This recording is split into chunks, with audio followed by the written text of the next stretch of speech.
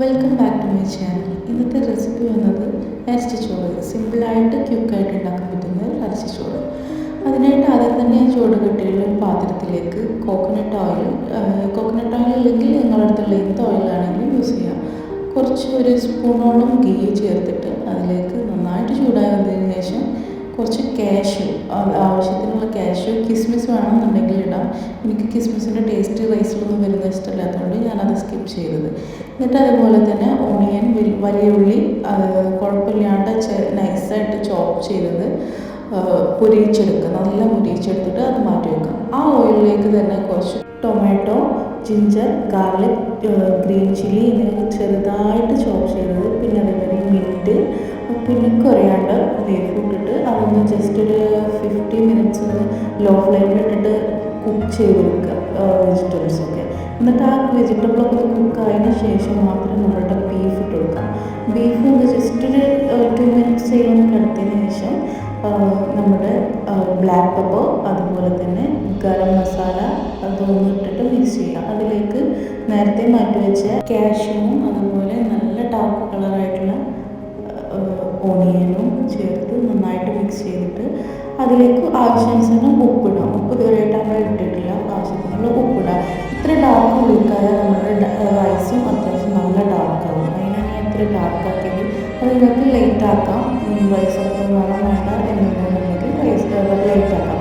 എന്നിട്ട് അതിലേക്ക് നല്ല പുളിയുള്ള യോഗട്ട് അല്ല കേടാണ് ശരിക്കും യൂസ് ചെയ്യുന്നത്. എന്നിട്ട് അത് കുക്കറിലിട്ട് 5 to 8 വിസിൽ വരെ അടുപ്പിച്ചെടുക്കാം. അത് ബീഫ് വേവോളം അടിച്ചെടുക്കുക. ആ ടൈം കൊണ്ട് നമുക്ക് ഗീ റൈസ്, നോർമലി എല്ലാവരും ഗീ റൈസ് ഉണ്ടാക്കുന്നത് പോലെ ഉണ്ടാക്കുക. നേരത്തെ മാറ്റി വെച്ച ഓയിലിലേക്ക് സ്പൈസസ് ആഡ് ചെയ്തിട്ട് കുറച്ച് ജിഞ്ചർ ഗാർലിക് പേസ്റ്റ്, കരിയിച്ച ഉള്ളി അതൊക്കെ ഇട്ടിട്ട് മിക്സ് ചെയ്യാം. പിന്നെ വെള്ളത്തിൻ്റെ അളവ് എന്താണോ നിങ്ങളുടെ റൈസിൻ്റെ അളവ് അതിനനുസരിച്ച് വെള്ളം എടുത്തിട്ട് അതിലേക്ക് ഉപ്പൊക്കെ ഇട്ട് അരയിട്ട് ചോറ് വേവിച്ചെടുക്കാം. ഈ ടൈമിൽ ഞാൻ കുറച്ച് ബീഫ് വെന്ത സ്റ്റോക്ക് വെള്ളം അതിൻ്റെ മുകളിൽ എക്സ്ട്രാ ആയിട്ട് നിൽക്കുന്നുണ്ട്. ആ വെള്ളം എടുത്തിട്ട് നമുക്ക് ഈ റൈസിലിട്ടിട്ട് ഒന്നും കൂടി ഒന്ന് വേവിച്ചെടുക്കാം. അപ്പോൾ ആ റൈസിന് അത്യാവശ്യം നല്ല രീതിയിൽ ഫ്ലേവർ ഉണ്ടാവും. ഇനി നമ്മൾ ദമ്മിനുള്ള പ്രിപ്പറേഷൻ തുടങ്ങി. അതിനായിട്ട് നേരത്തെ മാറ്റി വെച്ച ആ ചട്ടിയിലേക്ക്, റൈസൊക്കെ ഉണ്ടാക്കിയ ചട്ടിയിലേക്ക് തന്നെ നമ്മൾ ഈ ബീഫ് ഇട്ടിട്ട് ദം ചെയ്യാണ്. നോർമലി എല്ലാവരും ദം ചെയ്യുന്ന പോലെ കുറച്ച് കൊറിയാണ്ടർ ലീഫും അതേപോലെ ഗരം മസാല, ഈ ഉള്ളി ഉണ്ടല്ലോ അതും ഇട്ടിട്ട് അത്യാവശ്യം കുഴപ്പമില്ലാത്ത രീതിയിൽ മിക്സ് ചെയ്തെടുക്കാം. മിക്സ് ചെയ്ത് ദം ചെയ്തെടുക്കാം. ഇതേ പ്രോസസ്സിൽ ലെയർഡായിട്ട് ഞാൻ ഇങ്ങനെ മിക്സ് ചെയ്തിട്ട് വന്നത്. എന്നിട്ട് ലോ ഫ്ലെയിമിൽ, ഭയങ്കര ലോ ആയിട്ടുള്ള ഫ്ലെയിമിൽ ഒരു 10 മിനിറ്റ്സ് നമുക്കതൊന്ന് റെസ്റ്റ് ചെയ്യാൻ വെക്കാം. റെസ്റ്റ് ചെയ്യാനല്ല, ദം ചെയ്യാൻ വെക്കാം.